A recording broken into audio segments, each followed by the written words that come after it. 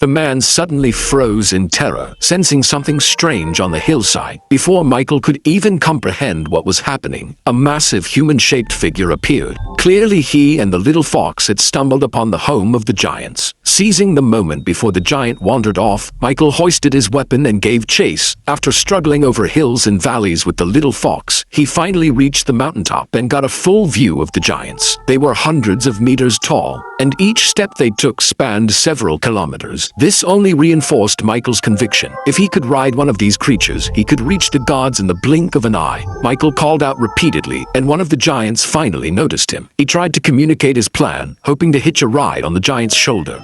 But the giants couldn't understand a word he said. In the blink of an eye, one of them assumed an attack stance, clearly seeing Michael as a potential meal. At this critical moment, the little fox stepped forward and somehow scared the giant away. Though Michael narrowly survived, his hope of catching a ride was completely dashed. In the end, he and the little fox could only follow behind the giants, moving slowly forward. They traveled from daylight into night, and just as misfortune seemed to pile on, a torrential downpour began. Luckily, fate hadn't abandoned them. A castle suddenly appeared before their eyes, finally giving Michael a place to take shelter. Michael planned to rest and continue his journey at dawn, but as first light broke, a woman in luxurious attire appeared before him.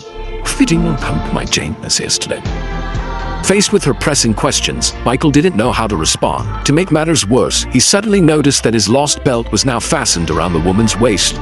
This belt had been a protective charm his mother had given him at the start of his adventure to ensure his safety. To get it back, Michael had no choice but to agree to the woman's request. Unbeknownst to him, their transaction was being watched closely by an old woman nearby. Once the truth was revealed, Michael had no choice but to grab his weapon and flee. But before he could get very far, the castle's lord, who had gone out hunting, called after him.